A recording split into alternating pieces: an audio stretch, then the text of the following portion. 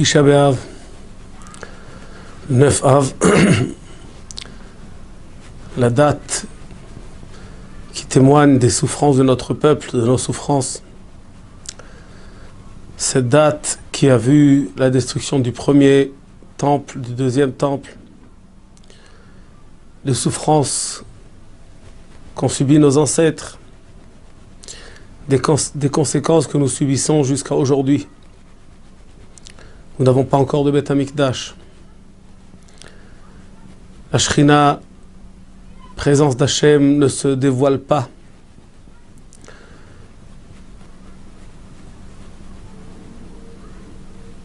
Yerushalayim, l'ancienne Jérusalem, est habitée par d'autres personnes.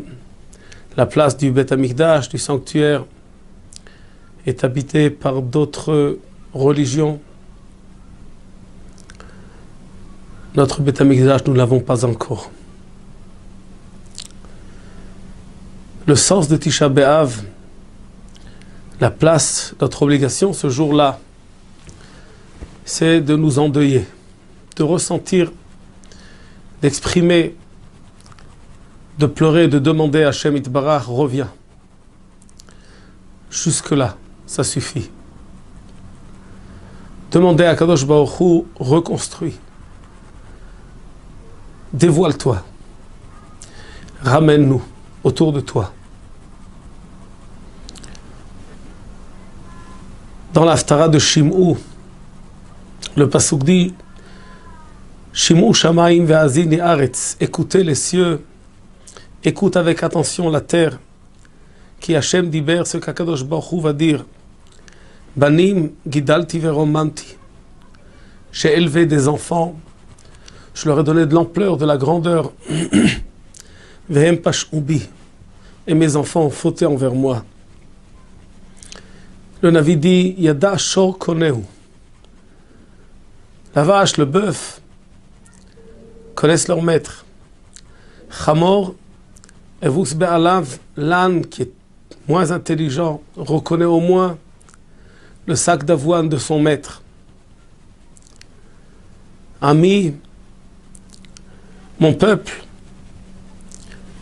lo itbonan Israël lo yada, Israël ne connaît pas son Dieu. Et mon peuple ne réfléchit pas, ne tient pas compte, ne se rend pas compte de sa situation. A priori, ça voudrait dire qu'en fait, la seule faute du peuple d'Israël, c'est le manque d'attention et de compréhension. C'est en fait la source de toutes nos fautes. Le jour de Tisha B'Av, on a tous un peu l'impression, et des fois beaucoup plus que cela, d'être inconscient.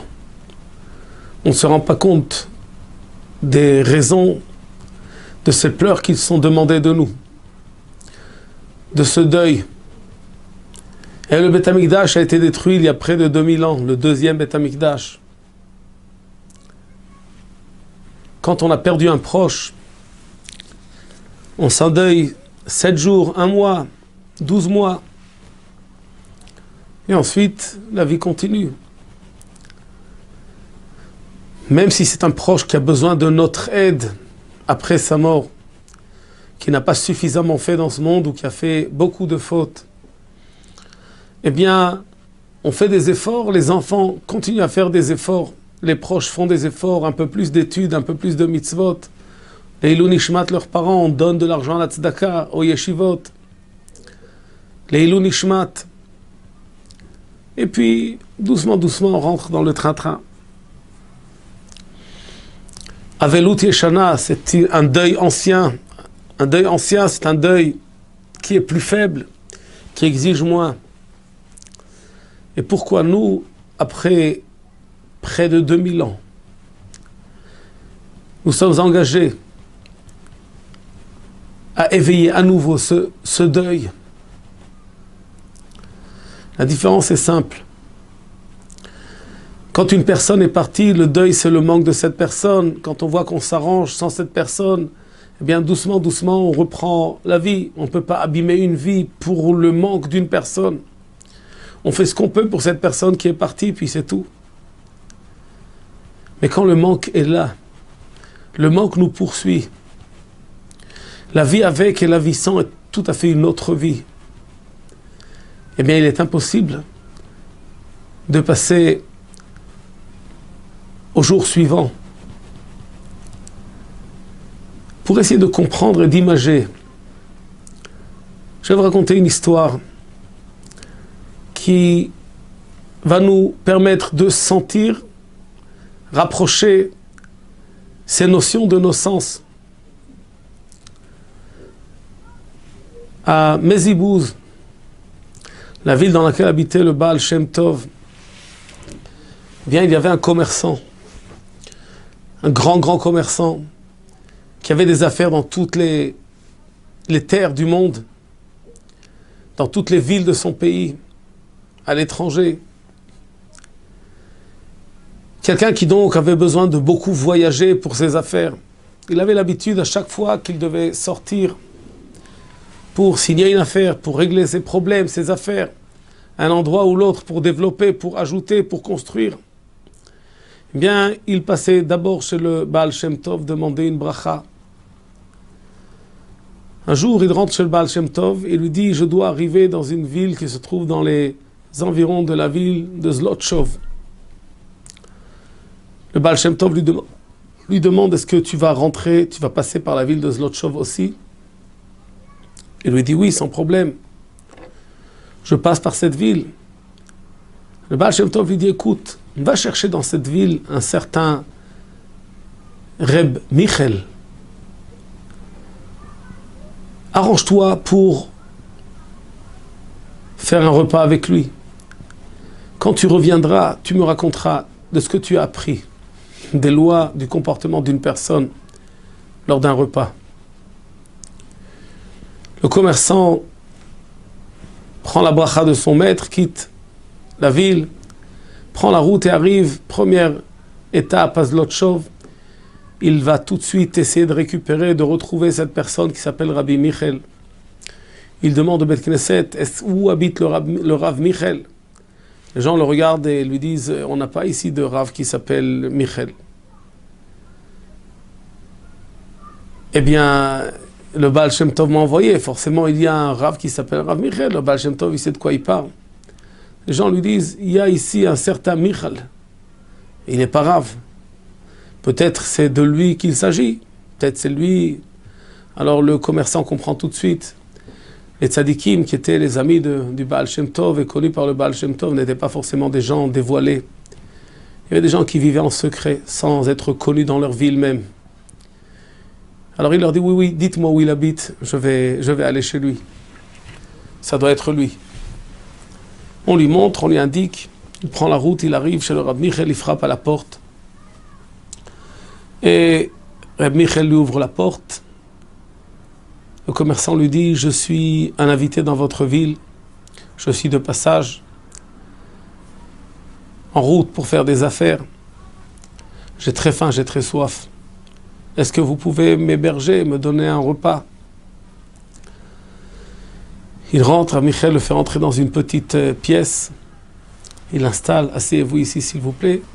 Attendez quelques minutes, je vous ferai un repas de roi, un repas royal.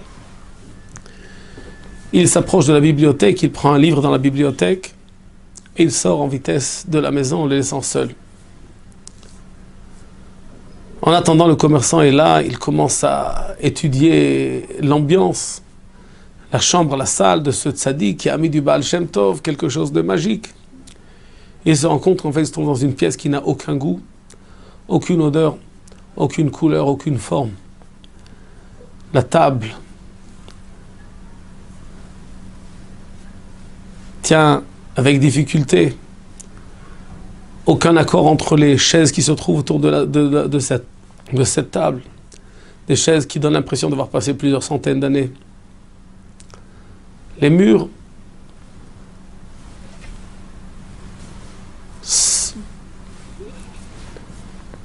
la couleur, la peinture tombe.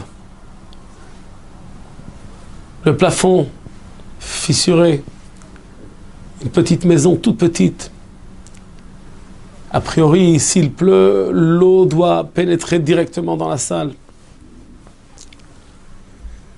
Et de nouveau, il regarde la bibliothèque et puis il comprend doucement pourquoi est-ce que Rabbi Michel a dû prendre un livre en sortant.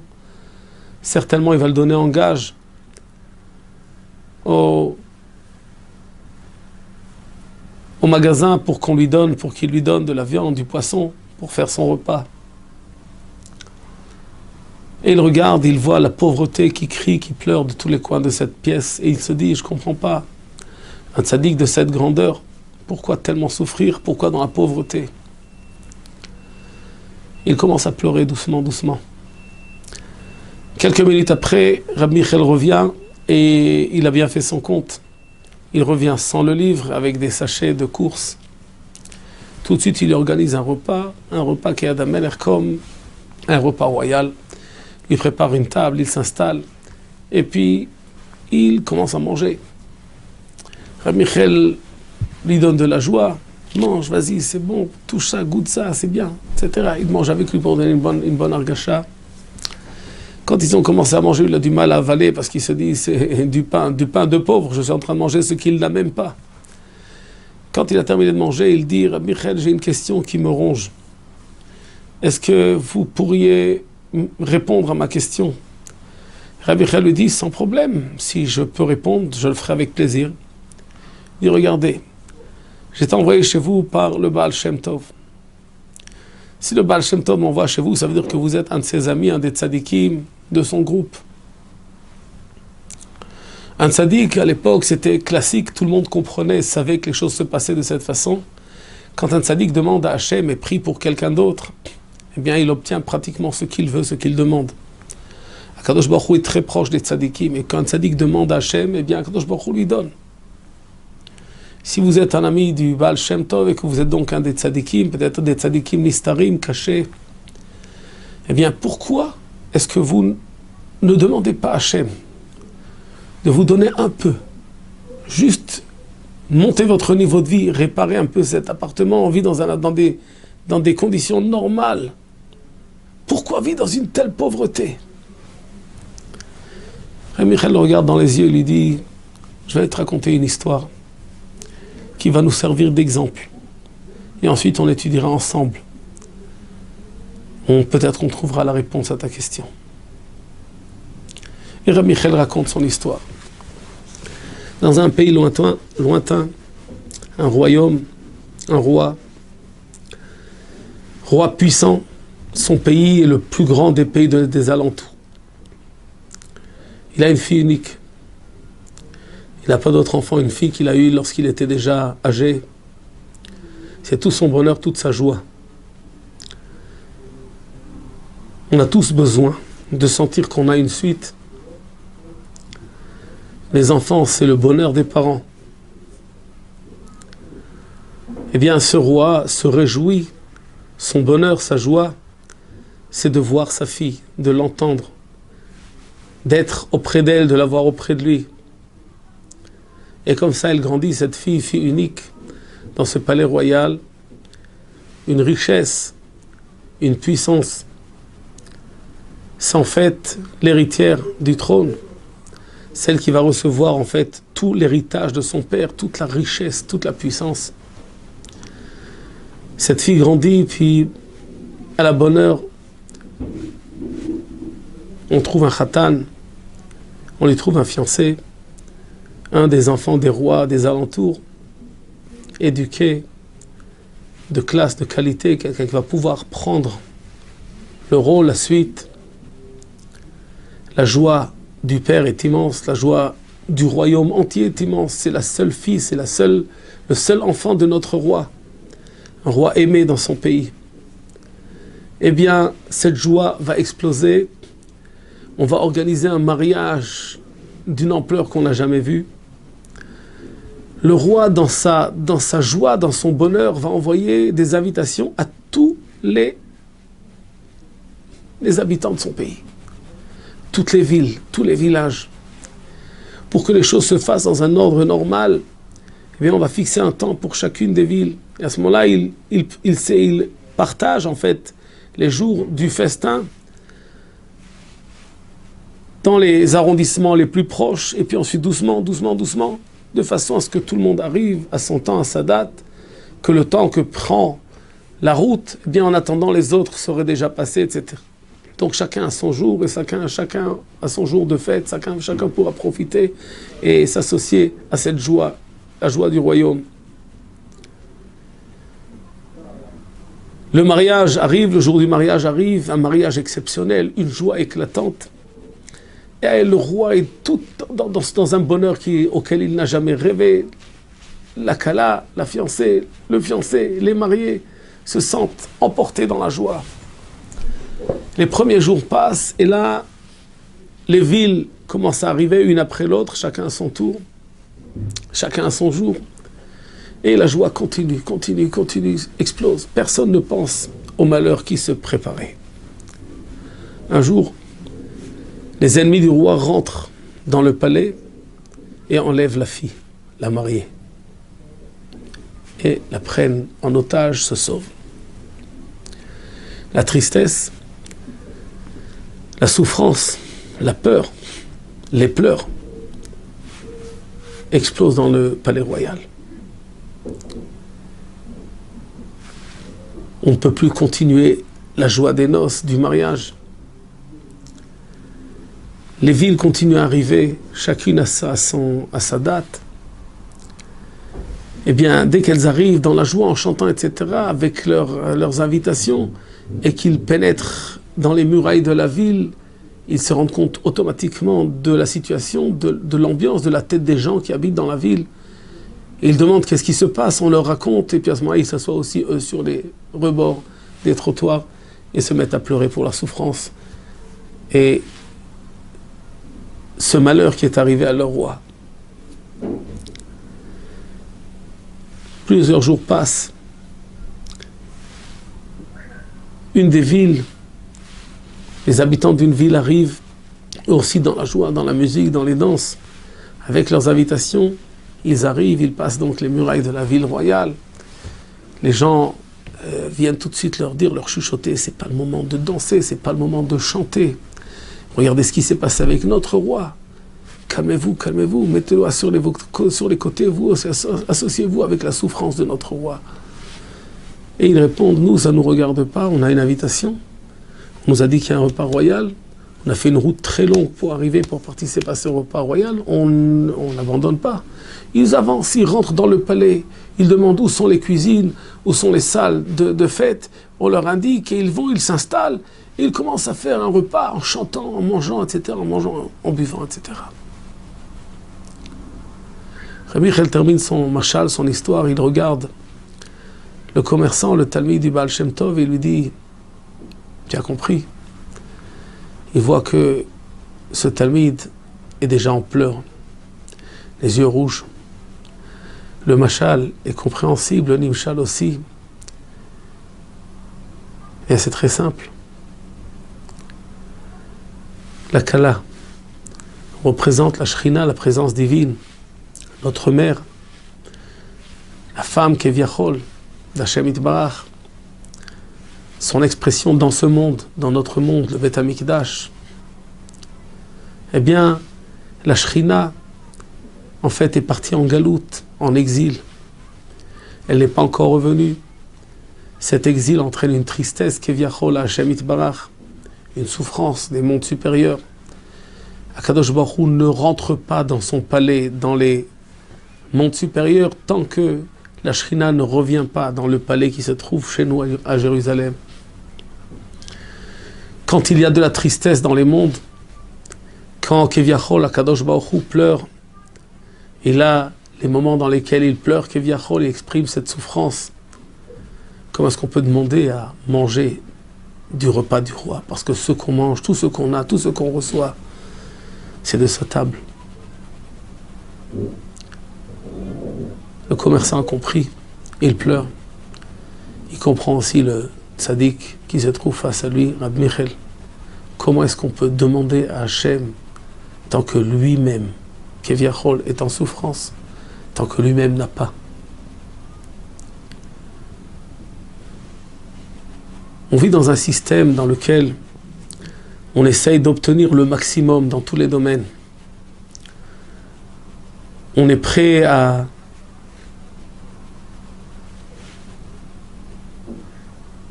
ne rien rater. On veut tout. Tout au top. Les meilleurs aliments, les meilleures maisons, les plus belles voitures, les plus beaux voyages, les plus beaux mariages. Et on oublie qu'en fait tout ce qu'on a, tout ce qu'on reçoit, on reçoit de la main d'Hachem. Quand lui-même, Keviachol, est en souffrance. Au lieu de demander pour nous, eh bien on aurait dû demander pour lui.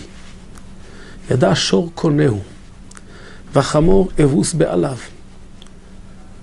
Le bœuf connaît son maître, il le ressent. Même l'âne reconnaît au moins le sac d'avoine de son maître. Il sait que c'est l'avoine que son maître a mis pour lui. Il est reconnaissant. Il sent qu'il prend de lui, qu'il reçoit de lui. Ami, loyada, Israël loït bonan, mon peuple ne sait pas. Mon peuple d'Israël ne réfléchit pas, ne se rend pas compte.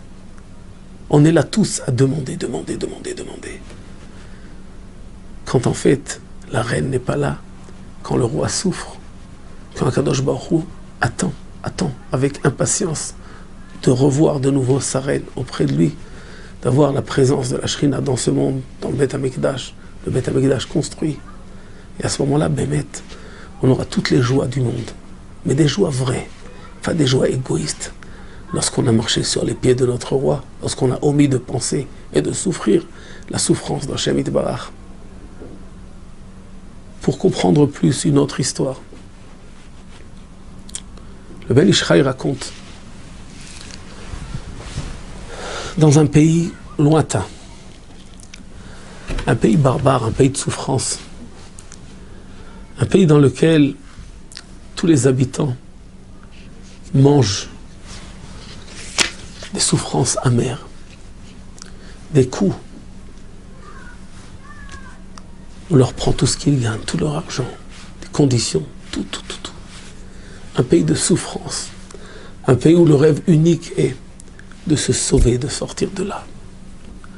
Personne ne sait s'il vivra le lendemain, s'il n'y aura pas une nouvelle xéra, un nouveau décret qui va lui prendre encore quelque chose, lui détruire encore quelque chose. Il n'y a rien à attendre. C'est un pays fasciste, sans pitié. Les hommes valent moins que les animaux. Dans ce pays, dans un village, une bicoque, une petite maison de terre, une mère, un enfant qui dort, une mère assise à côté de lui qui pleure.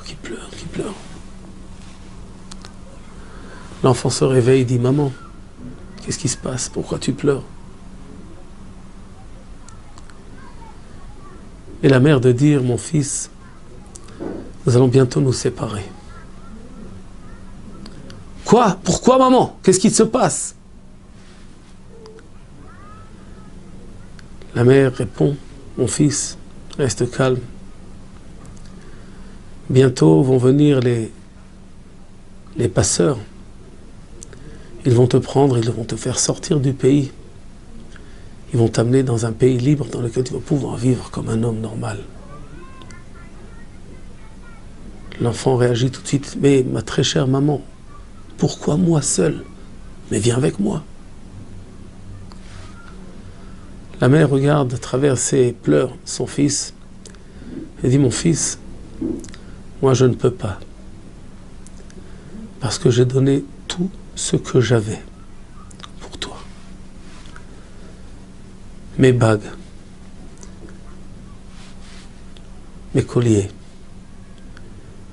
les objets que j'avais qu'on avait encore dans la maison. J'ai tout vendu pour pouvoir t'acheter cette possibilité de sortir. Mon fils aimé, mon seul fils, tu es le seul qui reste de toute ma famille. Je veux ton bonheur.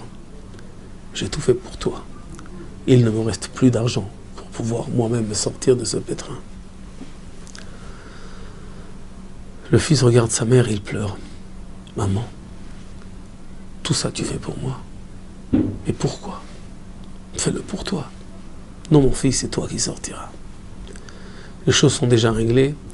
Dans quelques instants vont venir les passeurs pour te prendre et te faire passer la frontière. Je te demande juste une seule chose, mon fils. Une chose. Ne m'oublie pas. Je reste là. Je ne sais pas ce que je vais encore souffrir, ce que je vais voir. Ne laisse pas une porte fermée. Fais tout pour me faire sortir toi aussi de là. Ne m'oublie pas. Le fils se lève vers sa mère et dit, ma mère, jamais je ne t'oublierai. Je te promets, je te jure. Je ne t'oublierai pas, je ferai tout pour te faire sortir de là. Ma mère qui a tout fait pour moi, qui a donné tout ce qu'elle avait pour moi, je ne peux pas, je ne pourrai pas l'oublier. Et il explose en pleurs. Elle lui prépare un petit sac, quelques habits. Et voilà, on frappe déjà à la porte. Les passeurs sont arrivés, mon fils, au revoir. Il va falloir que tu pars, que tu prennes la route. Que tu aies une bonne route, sans accident. Qu'Hachem te garde et te protège. Ils se séparent dans les pleurs. La traversée des montagnes, des endroits dangereux, pour arriver jusqu'aux frontières, pour sortir du pays, passe. Le gosse n'a pas la force d'oublier sa mère un instant. Il est en train de pleurer à chaque instant. Je quitte ma mère, qu'est-ce qu'elle va faire seule? Jusqu'à présent, elle n'avait que moi auprès d'elle. Maintenant, même ça, elle ne l'a plus. Mais les passeurs disent, c'est pas le moment, mon fils, c'est pas le moment, continue. Quand on arrivera là-bas, tu pourras pleurer autant que tu veux. On passe en fin de compte la frontière, ils arrivent, après beaucoup d'épisodes, ils arrivent en fait dans le pays libre. On laisse cet enfant dans une des communautés, et puis les passeurs rentrent chez eux à la maison. Là, il va trouver une famille qui va l'héberger. La première chose, c'est tomber dans son lit et puis déverser tous les pleurs qu'il avait dans le ventre. Il pleure comme ça, des heures. Les nuits passent. Chaque nuit, il remplit son coussin de toutes les larmes de son corps. Dans la journée, il essuie, il frotte les yeux rouges de larmes. Et doucement, le temps passe. Il va grandir. Il va s'habituer. Il va avancer lui-même dans sa vie. Il va se marier. Il va fonder un foyer. Il va avoir des enfants. Il va les faire grandir. Le temps passe, les années passent. Et la mère est oubliée doucement. Dans cette prière, dans cette filote, il rappelle toujours sa mère. Il demande à Hachem, à Kadosh Baruch Hu, aide, protège, fait, etc. Mais c'est des prières d'habitude. De l'autre côté de la frontière, la mère est là en train de pleurer, en train d'attendre. Elle n'a rien d'autre à penser, elle n'avait que son fils. Son seul espoir, sa seule chance, c'est que son fils fasse quelque chose pour elle. Et le fils oublie. Il fait ce qu'il fait de temps en temps, une petite ishtadlout à droite, à gauche, il envoie une lettre, il envoie un truc, quelques prières qui refroidissent doucement. Le temps passe. La mère continue à souffrir, continue à attendre. Le fils continue à s'habituer. Eh bien, c'est notre histoire, dit le Ben Ish Chai. La mère, c'est la Shrina Akdosha, la présence divine, qui habitait dans le Beth Amikdash, qui est sortie en galoute, en exil, qui a tout donné pour nous. Sa maison, son palais, tous ses objets d'or et d'argent, tous ses bijoux, tout ce qu'elle aimait, sa ville, Jérusalem, son pays, pour que son peuple continue à vivre. Shalach apo vechamato al ha'etzim ve'al ha'avanim shir mizmor le'asaf Baou goyim ben achal la terre.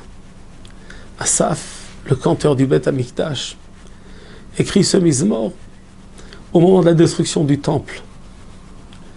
Et il appelle ce mizmor Shir, un chant. Mizmor le Asaph, un chant qui a été édité par Asaph. Elohim, Baou goyim ben achal la terre. Les goyim sont venus dans ton héritage, sur ta terre, dans ta ville, dans ton Beth Amikdash. On détruit ton Beth Amikdash, ont exilé tes enfants. Ils comptent les souffrances du peuple d'Israël et la destruction du Beth Amikdash. Nos sages demandent Shir Mizmor le Asaph. Il appelle ce cantique un shir, un chant, une kina, des pleurs. Pourquoi est-ce qu'il appelle un chant? Pourquoi un chant? Pourquoi un chant? Les Kohanim regardent Asaph et se disent qu'Anirik, la souffrance lui a fait perdre la tête. Shir, il chante avec de la musique. Shir Mizmor le Asaph, Elohim, Baou goyim ben achal la terre.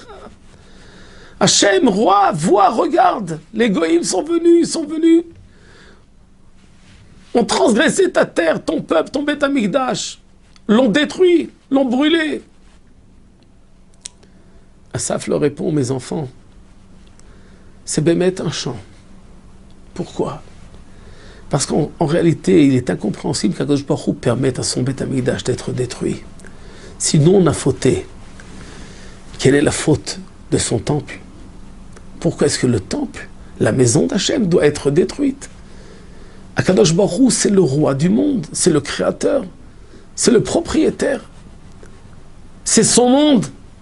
Qui est-ce qui peut toucher à sa maison? Eh bien, dit Asaph, lorsque j'ai vu qu'Akadosh Baruch Hu a permis aux goïm de détruire sa maison, j'ai compris. Shalach apo vechamato, Akadosh Baruch Hu a déversé son courroux à la etzim et à la avanim, sur les bois et sur les pierres du Beth Amikdash, pour ne pas déverser sa colère sur son peuple fauteur, pour ne pas l'exterminer, pour lui laisser encore une chance, pour lui donner une possibilité de continuer à vivre et de faire tchouva.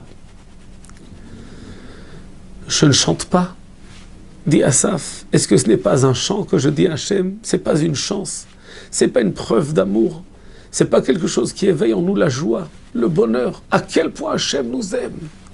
Il a donné ce qu'il avait dans ce monde pour nous permettre de vivre et de continuer notre route. Yirmiyahu, à l'époque de la destruction du premier temple, lorsqu'Akadosh Baruch Hu a voulu laisser les ennemis rentrer à Yerushalayim, détruire le temple, Akadosh Baruch Hu a trompé Keviachol Yirmiyahu et lui a envoyé quelque part en dehors de la ville faire quelque chose pour qu'il ne soit pas là au moment de la destruction. Yirmiyahu revient de la shlichut qu'Akadosh Baruch Hu lui avait demandé de faire. Et de loin, il voit la fumée qui monte au-dessus d'Yerushalayim. Il se dit peut-être que les enfants d'Israël ont fait tchouva. Et ils ont réallumé les feux sur le Mizbeach, sur l'autel du Beth Amikdash. On approche à Kadosh Baruch Hu des korbanot. C'est peut-être ça. Et son cœur se remplit de joie. Quand il s'approche de Yerushalayim, il comprend qu'il s'est complètement trompé. La ville est détruite, les portes sont détruites, les murailles sont détruites. Il ne reste plus rien.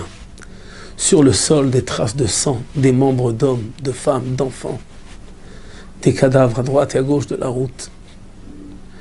Yirmiyahu court vers le Beth Amikdash et il le trouve détruit, brûlé. Dit à Kadosh Baruch Hu, Pititani va'ipat. Tu m'as joué un tour, tu m'as trompé, tu m'as envoyé loin, en attendant, tu as détruit ta maison. Lama Hachem, pourquoi Hachem? Yirmiyahu sort et suit les traces pour aller derrière ses frères, pour voir ce qui se passe avec ceux qui restent. Comment est-ce qu'ils s'arrangent? Comment est-ce qu'ils souffrent? Comment est-ce qu'ils sont traités par les ennemis? Yirmiyahu arrive, il trouve ses frères tous attachés avec des chaînes de fer et des boules, pour ne pas qu'ils se sauvent, attachés en shayara, en groupe. Il rentre lui-même sous leur poids, sous leur truc, pour souffrir avec eux, pour alléger les poids qui étaient mis sur leur dos. Le responsable vient tout de suite chez lui, il avait eu l'ordre du roi de Bavel de ne pas toucher à Yirmiyahu. Yirmiyahu pour eux c'était l'homme de Dieu. Et Khalil avait khas que personne ne touche. Tu fais attention de ne rien lui faire, ne laisse pas une souffrance, qu'il ne lui arrive rien du tout.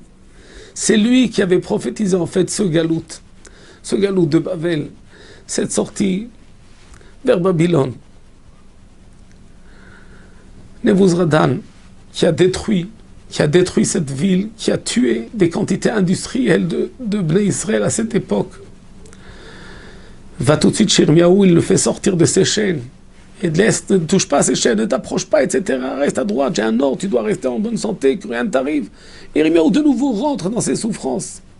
Fais attention, tu veux m'entraîner une punition, je ne te laisserai pas. Si le roi entend que tu n'as pas fait, etc., alors doucement, il ressort de ses chaînes. Et puis il suit le peuple jusqu'à ce qu'ils arrivent à Nahorot Bavel, sur les fleuves de Bavel. Nebuzaradan ne les laisse pas se reposer un instant. Depuis la sortie d'Yerushalayim, il les fait avancer sans s'arrêter jusqu'à ce qu'ils arrivent dans le pays de Bavel, sur les côtés des fleuves de Bavel. Et à ce moment-là, il leur dit: ah, maintenant vous pouvez vous asseoir, vous reposer. À ce moment-là, tout le monde s'assoit sur les côtés. Et puis Yirmiyahu leur dit: mes enfants, j'ai deux possibilités.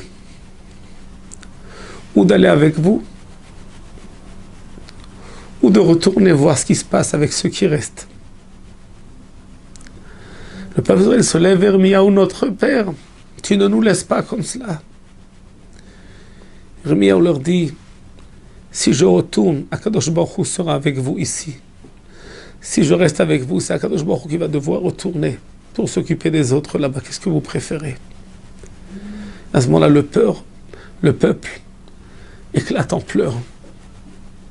Al Nahorot Bavel, Sham Yashavnu, Gam Bachinu, Bezochrenu et Tzion. En pensant à notre ville Tzion, à Yerushalayim, au Beth Amikdash. Ils pleurent sur leurs fautes qui ont entraîné cette destruction, cette souffrance de leur peuple. Ils se rappellent de tous les avertissements de Yirmiyahu, de Ishayahu, de tous les Nevi'im qu'Akadosh Baruch Hu envoyait matin et soir, qui leur disaient que Jérusalem allait être détruite, que le peuple allait sortir en galoute. Quand eux-mêmes ne voulaient pas écouter et continuer à faire leurs fautes, leurs idolâtries, à tuer à droite et à gauche, leur haine des uns pour les autres. Et là, ils commencent à pleurer, ils se rendent compte. Al Nahorot Bavel, Sham Yashavnu, Gam Bachinu, Bezochrenu et Tzion. Al Aravim, Betocha Talinu Kinootenu. Sur les arbres de Arava, nous avons les Lévi'im qui chantaient dans le Beth Amikdash, ont accroché leurs harpes et leurs violons. Pourquoi? Parce que les ennemis leur demandent: Shirou lanu mishir Tzion, chantez-nous de ces chants magnifiques qui étaient chantés au Beth Amikdash par les Lévi'im. Les sages nous disent: les Lévi'im ont pris leurs doigts, les ont mis dans leur bouche et ont coupé leurs doigts pour ne pas avoir la possibilité de pouvoir faire de la musique sur ces harpes, sur ces ustensiles extraordinaires qui étaient utilisés dans le Beth Amikdash.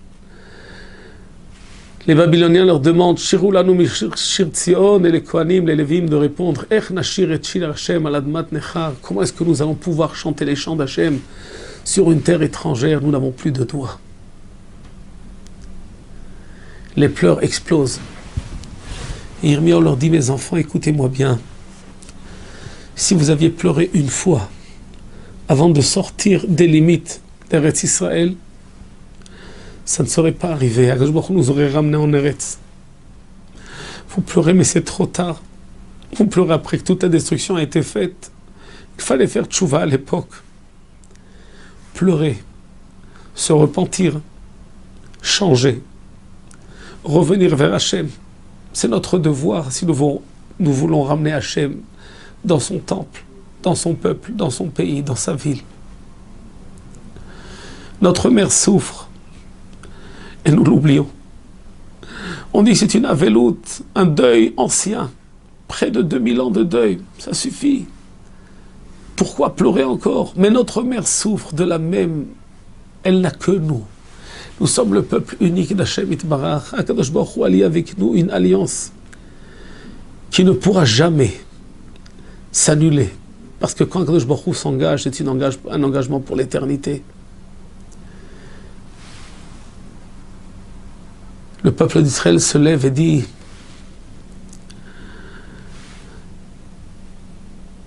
Nishbati, je promets, j'ai juré à Hachem Itbarach. Im eshkacher Yerushalayim, tishkach yemini. Si j'oublie ma mère, ma ville Jérusalem, la Shechina Kdosha, le Beth Amikdash, tishkach yemini, que ma main droite m'oublie elle aussi, qu'elle ne bouge plus, qu'elle soit asphyxiée. Tidbak leshoni lechiki, que ma langue se colle sur mon palais. Im lo ezkerechi, si je t'oublie, si je ne me rappelle pas de toi, et si je ne fais pas tout ce que je peux faire pour toi. C'est les pleurs du peuple d'Israël par rapport à la Shekhinah, par rapport à Hachem. Je ne t'oublierai jamais. Je ferai tout pour te ramener, pour te sauver, pour mettre fin à ta souffrance à toi. Pensez à notre souffrance. Pensez juste à nous être dans l'opulence, dans la joie, dans le bonheur, quand notre mère souffre, quand Hachem souffre. C'est atroce de penser à quelque chose de pareil. Eh bien, c'est le mashal du Chafetz Chaim. Cet enfant est sorti, il a quitté son pays, il s'est refait une vie, il a lui-même une famille, il a des enfants, il a un travail, il a une parnassa, tout va bien. Et il se rappelle un peu de sa mère. Un peu. De temps en temps, on se rappelle dans le texte de la Shemona Esrei qu'on est en train de dire des choses qui vont dans ce sens. Est-ce que c'est ça qu'Akadosh Baruch Hu attend de nous? Est-ce que cette façon que nous avons juré à l'époque, si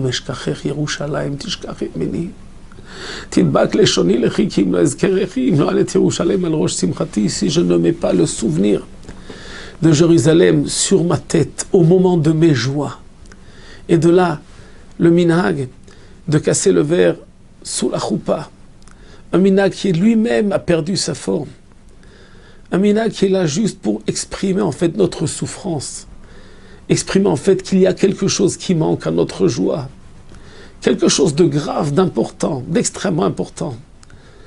Un marié, une mariée, sans leur mère, une mère qui n'est pas morte, mais une mère qui souffre, qui est loin, qui est écartée de son pays, de son peuple. Une mère à qui on a promis: je ne t'oublierai jamais, maman. Je serai avec toi, je ferai tout pour toi. Est-ce que Béhémet, on fait tout pour elle? Dans la Gemara de Shabbat, la Gemara compte plusieurs raisons pour lesquelles le Beth Amikdash a été détruit. Lo charva Yerushalayim ela al shechil eluba et Shabbat. La ville de Jérusalem n'a pas été détruite avant que le peuple d'Israël faute et transgresse le Shabbat. Est-ce que notre Shabbat est fait comme il doit être fait? Est-ce que toutes les lois du Shabbat sont accomplies? Est-ce que nous ne transgressons pas nos Shabbats?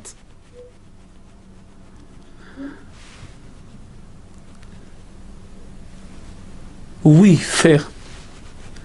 S'endeuiller, se rappeler, pleurer le jour de Tisha B'Av, mais dans ce but, dans le but de changer, de faire tchouva, d'avancer, de revenir vers Hachem, de penser à lui plus que ce qu'on pense à nous, de faire pour lui beaucoup plus que ce qu'on fait pour nous-mêmes. Rabbi Khaled dit à son invité: tu comprends? Tu me demandes pourquoi est-ce que je ne demande pas à Hachem un peu de moyens, un peu d'arrangement, un peu plus d'opulence, de joie et de bonheur. Comment est-ce que je vais demander si lui-même est en souffrance, si lui-même est en problème? S'il me donne, il me donne. Demandez ma pitonne. Je demande d'abord sa joie, son bonheur à lui. Un enfant qui a éduqué comme il faut, qui est normal, quand il voit sa mère souffrir, il donne ses habits pour sa mère. Il donne ses chaussures pour sa mère, il donne son argent pour sa mère, il donne sa santé. Il donne ses reins pour sa mère, quand elle en a besoin. quand on respecte, quand on aime réellement, quand on n'est pas égoïste, on donne pour. Eh bien, c'est ce qu'Akadosh Baruch Hu attend de nous jusqu'à aujourd'hui. Donnez à Hachem tout ce que vous avez, votre cœur, votre amour, vos forces, votre temps, votre argent, votre vie, pour Hachem Yitbarach, pour le ramener, pour vivre auprès de lui. Ne pas accepter cette possibilité keviachol, imaginaire, de vivre et de s'arranger sans être avec lui. Tant qu'Akadosh Baruch Hu ne revient pas à Jérusalem, tant que le Beth Amikdash n'est pas construit, tant que la Shrina ne revient pas s'installer dans notre Beth Amikdash, dans notre temple à Jérusalem, tant que notre ville Jérusalem ne devient pas la ville sainte et pure, tant que les magasins ne ferment pas dans cette ville de Yerushalayim le jour de Shabbat et dans toutes les autres villes d'Eretz Israël, tant que nous-mêmes, nous ne gardions pas le Shabbat comme nous le demande Hachem Yitbarach, tant que nous n'accomplissons pas cette promesse que nous avons faite, Imesh Kacher Yerushalayim, je ne t'oublierai jamais. À quoi ça sert de ne pas oublier si on ne fait pas ce qu'il faut faire, si on ne se comporte pas comme on doit se comporter?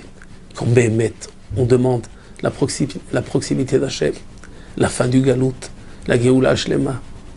Eh bien, quelques pleurs, nous allons verser aujourd'hui. Mais avec ces pleurs, un repentir pur et profond. Une Tchouva Shlema.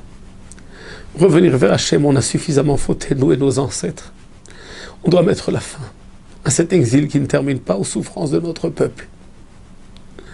Si ce n'est pas des guerres, c'est tous ces malades, par toutes ces maladies affreuses, toutes ces souffrances, tous ces pauvres, tous ces orphelins, toutes ces orphelines, toutes ces veuves, tous ces parents qui ont perdu des enfants. Une souffrance monstre de notre peuple, qui n'est là que parce que Hachem n'est pas avec nous. S'il était avec nous, on n'aurait pas été dans cette situation, jamais. Eh bien, apprendre sur nous, prendre, accepter, nous engager réellement. Imesh Kacher Yerushalayim, je ne t'oublierai pas Hachem, je ne t'oublierai pas Yerushalayim. Je vais tout faire pour toi. Je fais tchouva. Je fais tchouva. Je me repens.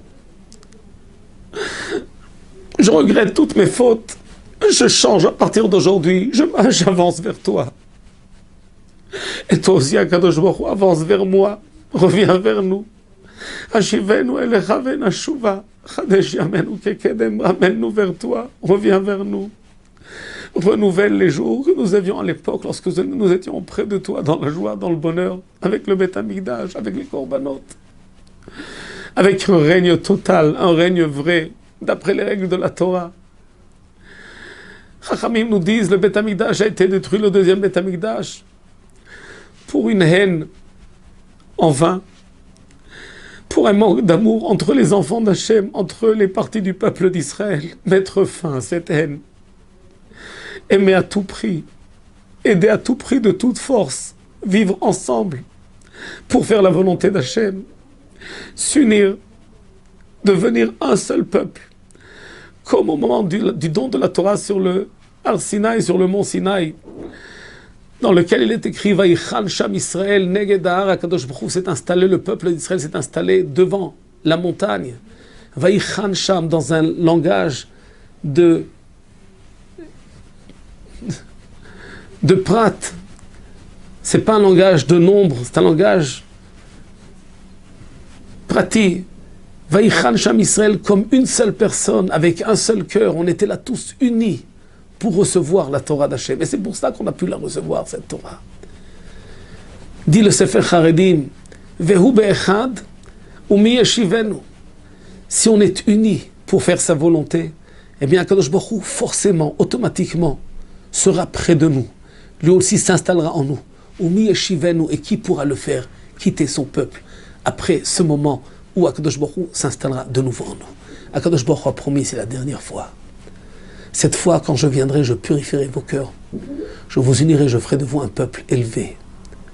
Élevé dans tous les domaines, dans l'intelligence, dans la droiture, dans la classe, dans la richesse, dans la kedusha, dans la sainteté, dans la pureté. Un peuple pur, puissant, comme des malachim. Eh bien, à ce moment-là, je ne vous quitterai plus. Vaya Hashem, le Melech al Kol Haaretz. Akadosh Baruch Hu sera roi unique sur la terre. Hashem Echad, Ushmo Echad. Il sera unique, son nom sera unique. Son nom, c'est la Shrina Kedosha. S'unira de façon visible et vivante. Avec Hashem Yitbarach, il n'y aura qu'une seule réalité. Et nous serons nous aussi unis avec Hashem Yitbarach. Et bien à ce moment-là, on aura Bezrat Hashem, Bekarov, Bimera, Biamenu, la Geoula, Hashlema. Si seulement on se rappelle, si seulement on se repent de tout cœur, si seulement on fait une réelle tchouva et on change, si seulement on accepte sur nous de garder le Shabbat avec beaucoup plus de ferveur, de tenir la Kedusha du Shabbat, si on accepte sur nous de faire attention à notre prochain, de penser à l'autre, au lieu d'être plongé dans notre égoïsme, d'aimer tout le monde, de protéger tout le monde, d'unir tout le monde en dessous des ailes de la présence divine, des ailes de la Shrina Kedosha, pour qu'Akadosh Baruch Hu puisse à nouveau s'installer en nous et ne plus jamais nous quitter. Amen. Ken Yeh Ratzon, bimera beyamenu. Yeh Ratzon, shetivne bet hamikdash, bimera beyamenu. Amen.